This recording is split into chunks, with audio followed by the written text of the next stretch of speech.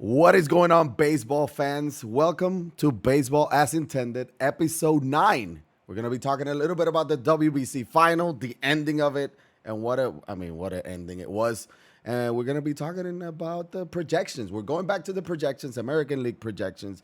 We already did the National and American League West.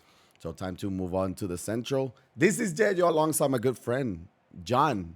Hi. Hi, Jon.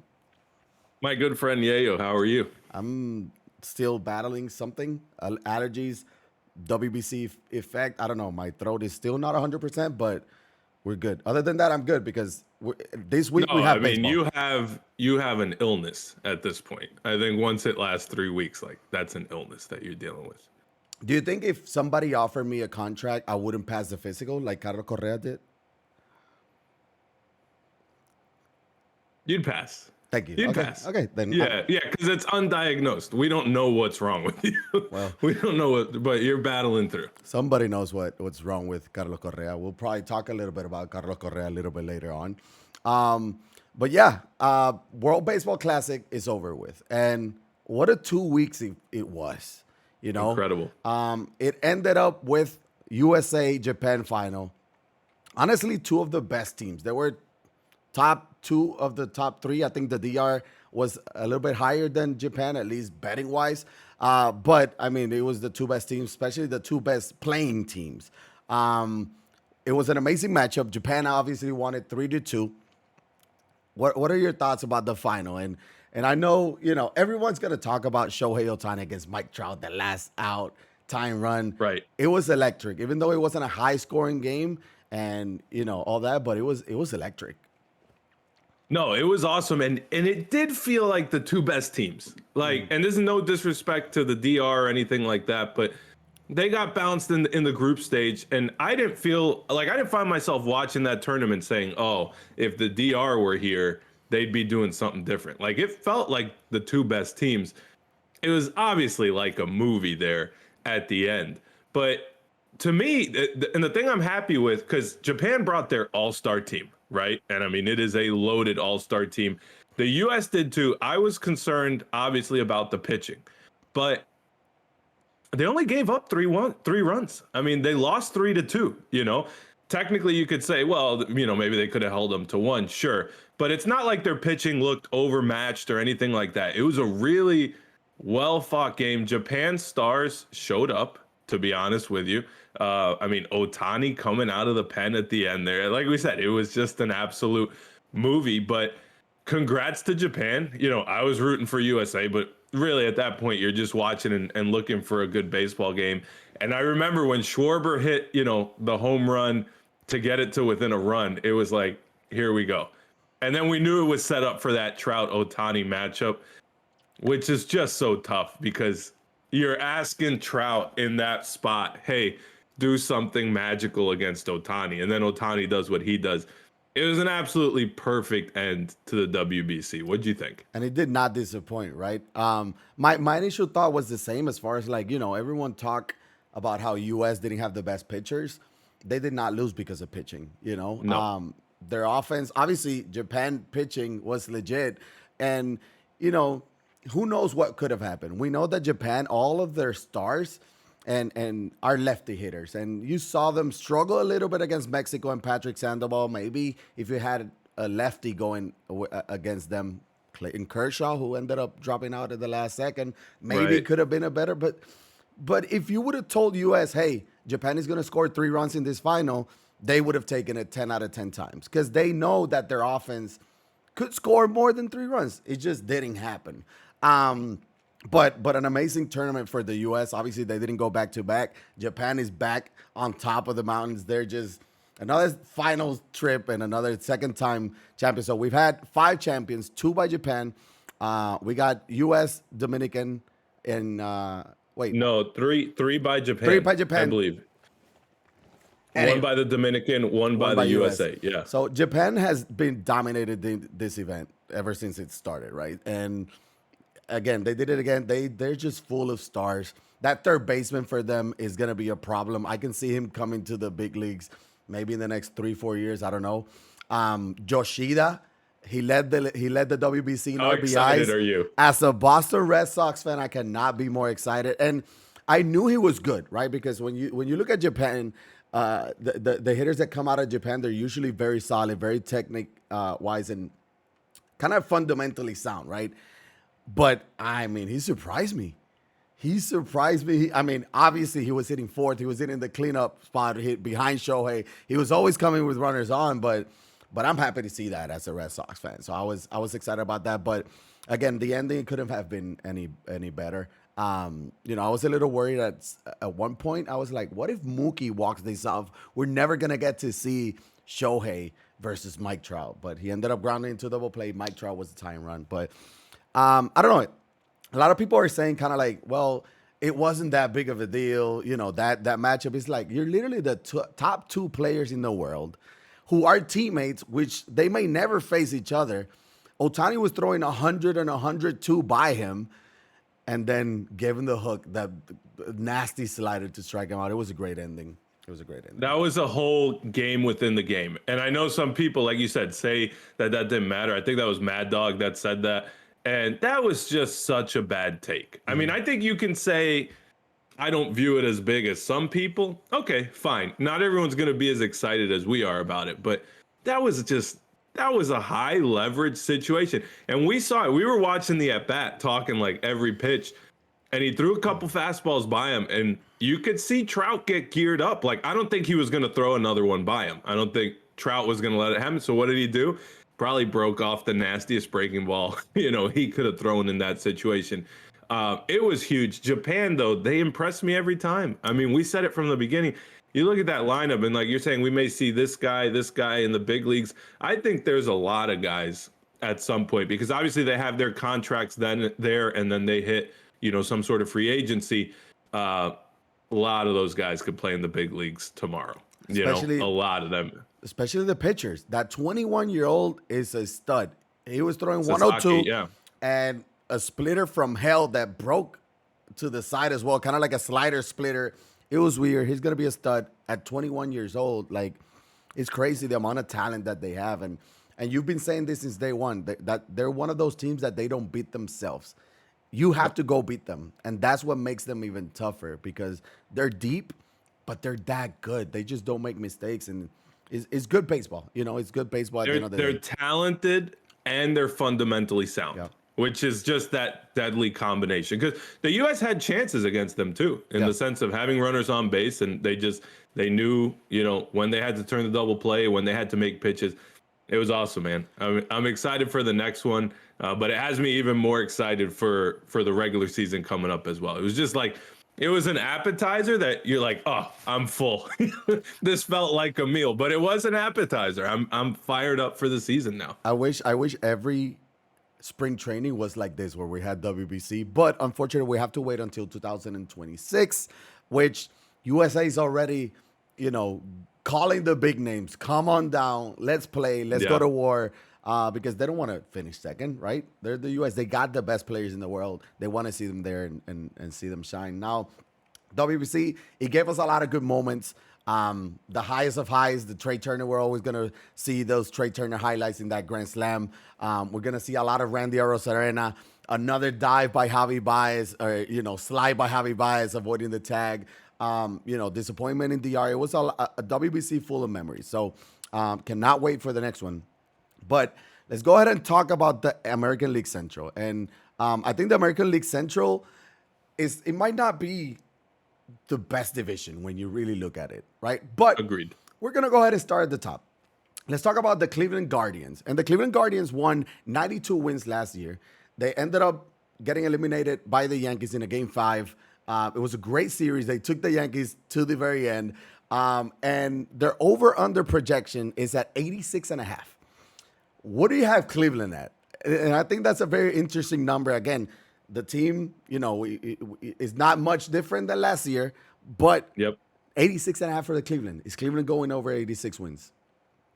I think Cleveland is going over 86 wins, to be honest with you. I mean, they lost Austin Hedges. Fran Mills gone. They lost some pieces, but they added Josh Bell and Mike Zunino, which I think just cancels that out.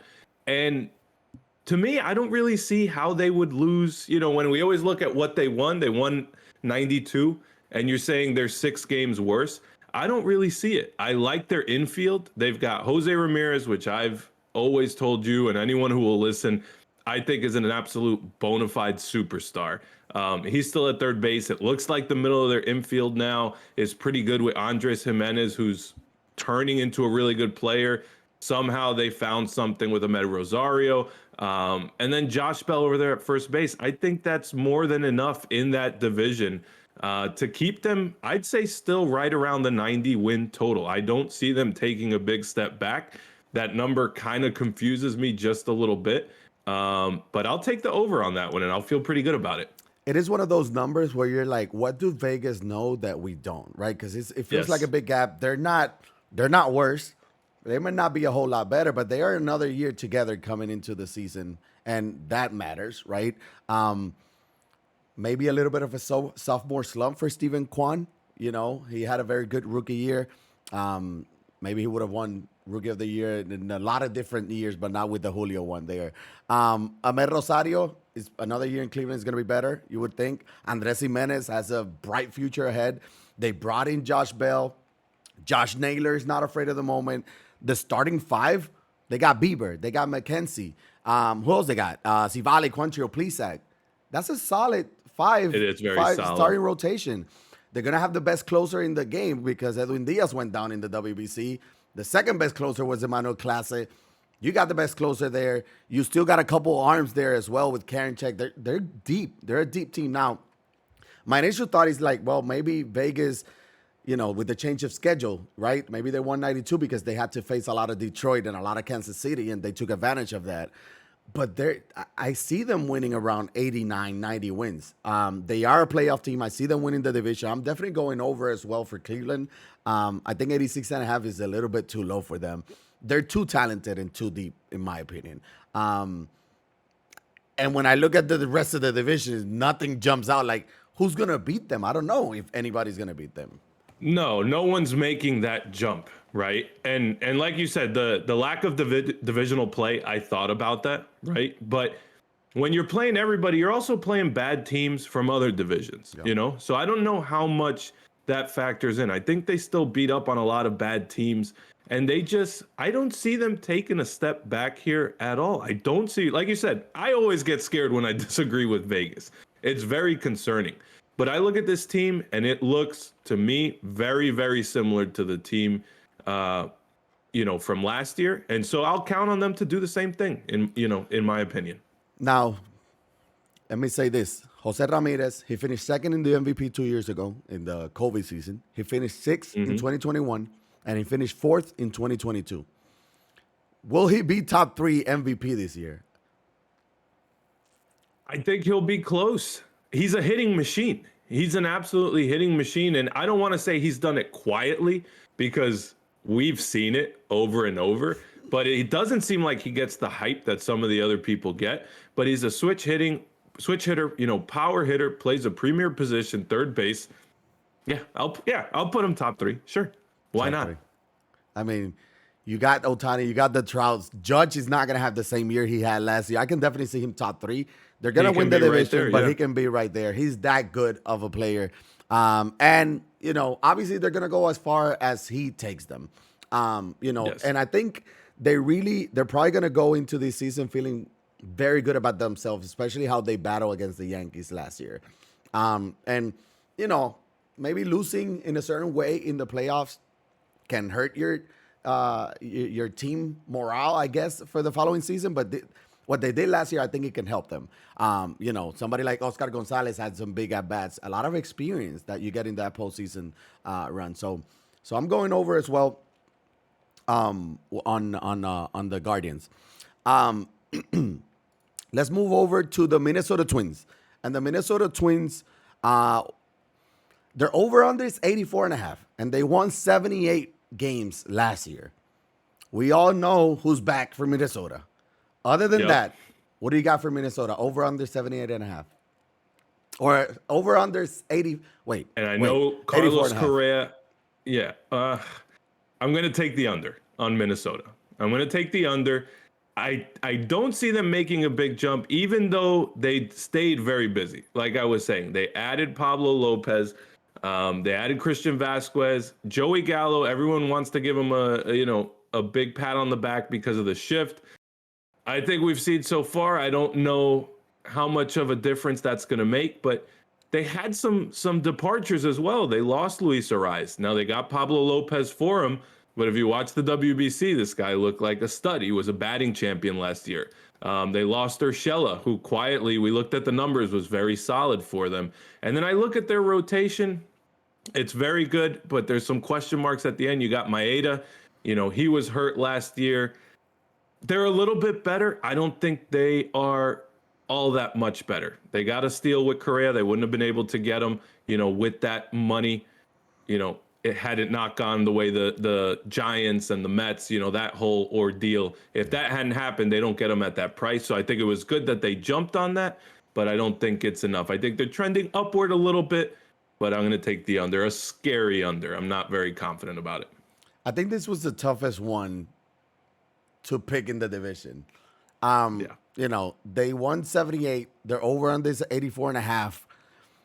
Did they really do that much to get 6 games better? And this is what we're talking about when we talk about the teams. We look at what they did the previous year. Are they better than 6 games last year? I'm going to go ahead and take the over, not by a whole lot, maybe 85, 86 wins.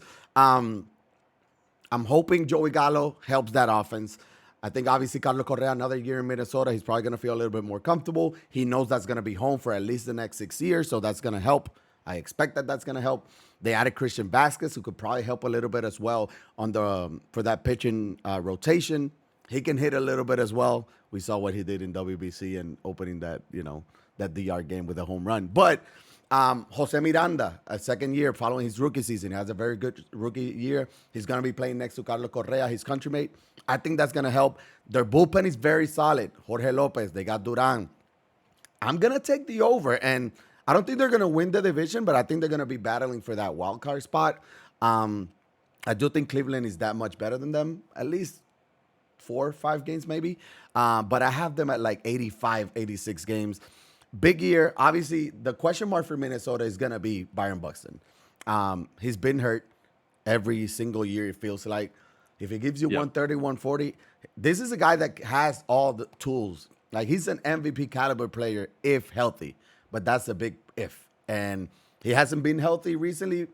I don't know why it would be different this year, right? But I'm still taking the over. I think they're going to try to manage him, but maybe they'll DH him sometimes here and there, rest him. I don't know. Try to avoid the injuries from him, but I'll take the over. They have a very solid 1 through 5, 1 through 6 in the lineup. I think it's interesting because you've got the over, I've got the under. I don't necessarily think that we're that far off, right? Because I probably have them around 82, 83 wins. You've got them, 85, 86? I think both of those, they're playing meaningful games in September, right? And they're probably in the running for a wild card. And there's a chance there. They're playing meaningful baseball all the way through. And I think that shows just how tight that number is, because that's a weird spot always for that number to be around 84, 85. So I definitely think they've gotten better. The Byron Buxton thing, you raise a great point, because it's hard to expect him to stay healthy, but it's also like, how can he get hurt again? At some point he's got to have this big healthy season. He's got all the tools. I don't know how much you want to DH him, because aside from keeping him healthy, you like to have him out there in center field as well. I mean, the guy's an absolute stud. So they'll be exciting to watch. They'll definitely be exciting to watch, and we'll kind of see, how it all plays out. But the injuries and the health of that team is going to be important, especially with Correa after what happened. You'd like to see him just kind of go through, have a really good, healthy season, and kind of put that stuff to rest. Yeah, and I think, Minnesota's counting on Buxton to be healthy. They extended his contract. He signed through 2028. They want Correa and Buxton to be together and kind of lead that team. Yeah, meaningful games in October. Maybe they face the Yankees again in the first round of the playoff. They get swept again, but they still have a lot of talent in that team. So, again, 84.5, it was very good. We've seen those numbers when it's usually around 81, 80, 82 is very tough. 84 is still very tough, especially for a team that won 78. They were hovering around 500 last year, so it's going to be very tough for this year again. Moving over, Chicago White Sox. The Chicago White Sox, they had a very interesting offseason. They won 81 games last year, and their over-under this year is 83.5. So Vegas has Chicago White Sox being 2 games better than last year. Is that accurate? That is not accurate. And again, I say that with a little bit of fear because it actually felt, in my mind, like the White Sox were a little worse last year than they were. They somehow just went out and played 500 baseball. But I guess their expectations were a little high. I see them going under again. And this is based just on looking at the moves that they've made, which they brought in Mike Clevenger, Andrew Benintendi. That's fine. Clevenger, he hasn't really been bringing too much to the table lately. Obviously, he already had that little off the field issue. It's not going to affect him. But pitching wise on the mound, he hasn't done all that much. But they lost Cueto and they lost Abreu, who Abreu is someone who won an MVP in recent memory. I don't necessarily know that he's an MVP candidate now going forward, but he's a very, very solid bat in the middle of your order, playing first base.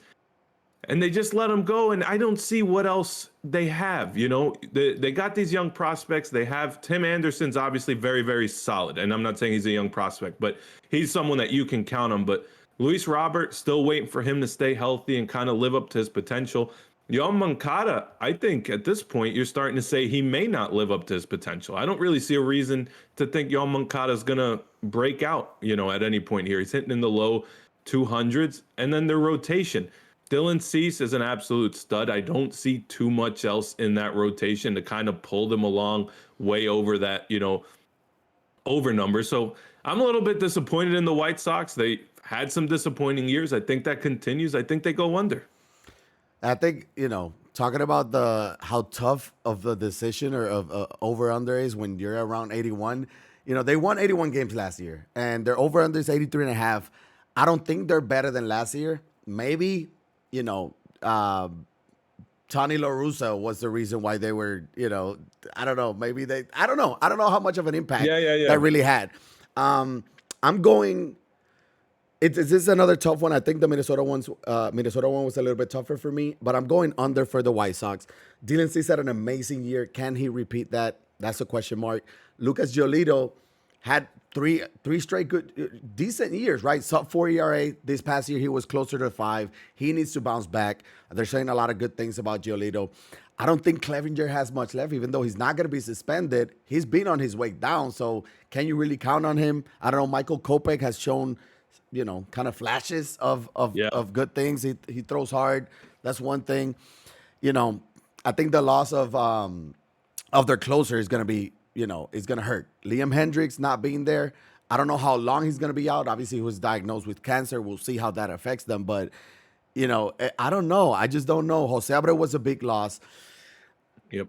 Grandali seems to be trending down. Yoan Moncada, like you say, he's just not it. Andrew Benintendi, the highest paid Chicago White Sox ever. He's going to be hitting what? Cleanup for them? Like, I don't know. I think there's a lot more talent at the top of this division. I don't think the White Sox are it. I think they're going to hover around 500. They're going to be around that 80, 78, 80, 81 wins, but that's still under 83.5. So I'm still going under for the White Sox. Another tough one, though. Very tough. It is a tough one. It is, especially because they just quietly won 81 last year in what felt like a disappointing year. But you mentioned all the things, Kopech and all these guys that they've shown flashes. They can do it. They kind of need everyone to be at their best and live up their potential just to get to that over. And I don't think it happens. There's no real reason to expect it to, but it would be exciting. They kind of have a fun team. It'd be nice to see them get going. I just don't see it happening. And it's not like, we talk about Jose Abreu leaving, it's not like he was an MVP caliber player, but he was there for a long time. He was kind of like a cornerstone for that team. Johnny Cueto came out of nowhere and carried, helped Dylan Cease carried that rotation. He's gone to Miami, so a lot of things went right for them last year. I don't know. It's tough. It's tough though. Don't be mad at me for picking under for the White Sox. It was still very tough. And we're moving over to the bottom of the division. Let's talk about the Detroit Tigers. Their over-under is 68.5. They ended up winning 66 wins last year. Detroit Tigers, over-under. What do you got? This one was actually this one was the toughest one for me. And I don't know why. I mean, it's not an exciting one. I just really have no idea. You know, they bring in some guys that to me I'm not super excited about. I mean, they have Matthew Boyd, Lorenzen, Matt Verling. They also lose some guys that, we're playing, Gregory Soto, Andrew Chafin, Heimer Candelario, Barnhart. It kind of all is a wash for me. And I think this is kind of a trend throughout this division. I don't really see that any team has gotten a lot better or a lot worse. A lot of these teams, even if they've made moves, we kind of feel like they're going to be around the same mark. Javi Baez was bad last year, and he's been kind of trending downwards. We keep saying, can he, can this continue? He's shown such, promise. He's been a very exciting player at times in his career. I think he probably is what he is, about 240, good defender. I don't think he's worth that contract. They don't have too much else. Spencer Torkelson, we're going to hope that he busts out in a major way. I think they're the same team. Like, I think this division is the same division as it was last year. I think they're basically the same team, and they go under once again. Tell me I'm wrong.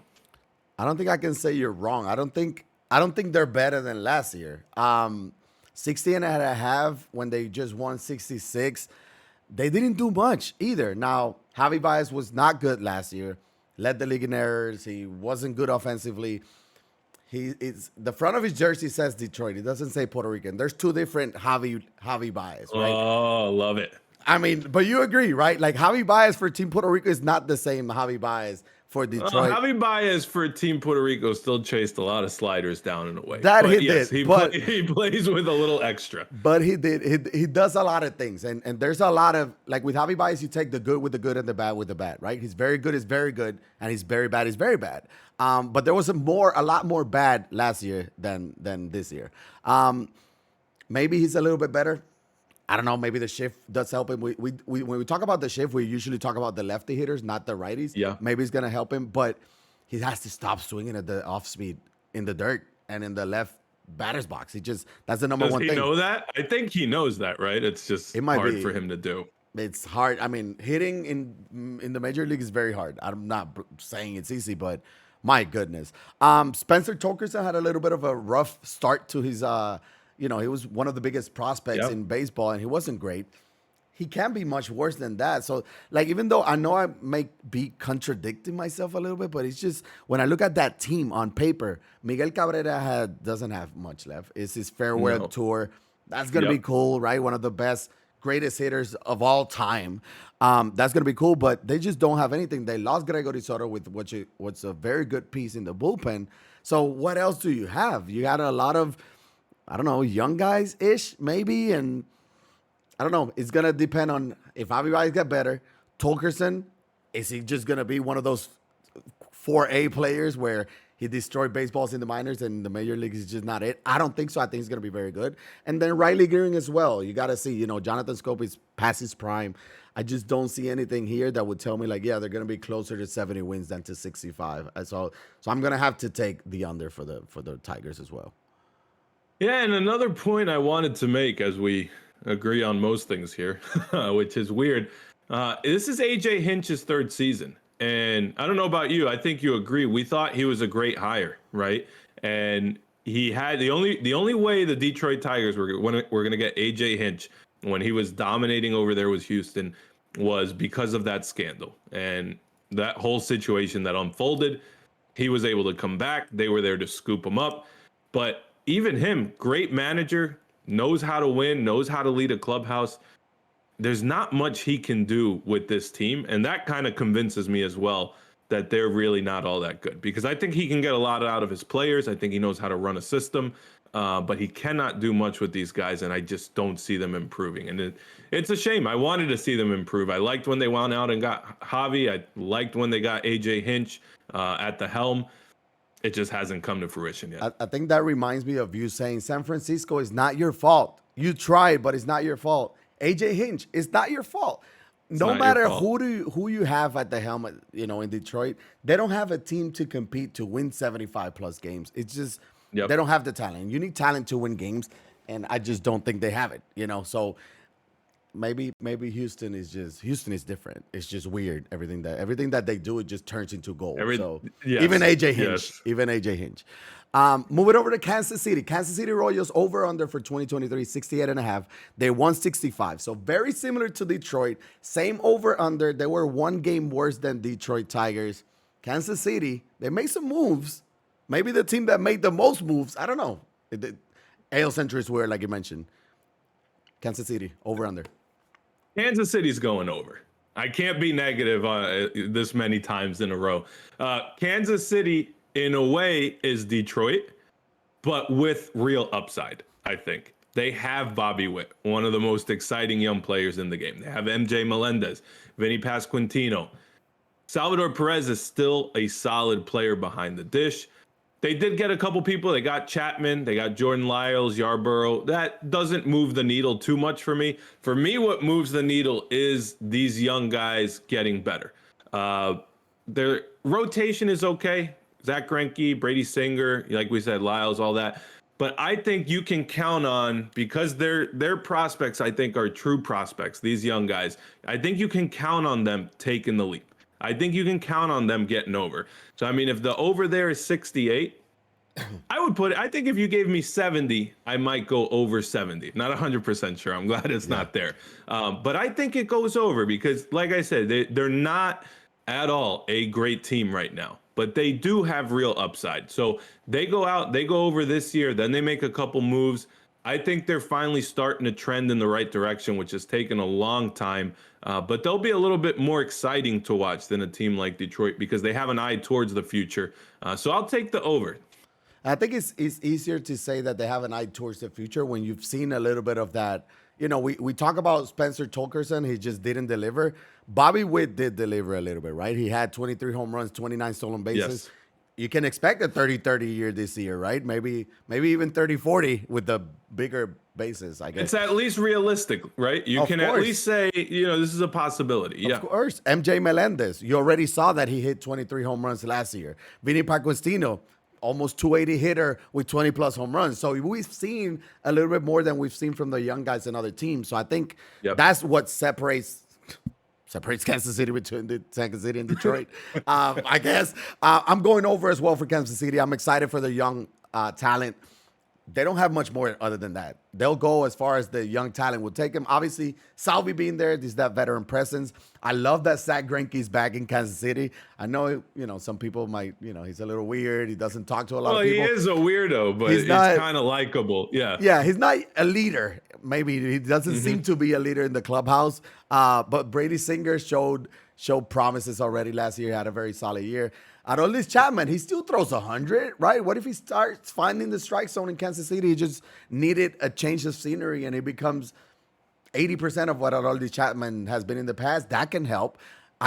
68 and a half is not a big number by any means. No. When you look at the team of this talent, and they added the Franimal from Cleveland. He can hit bombs here and there. Jackie Bradley Jr. can play some defenses.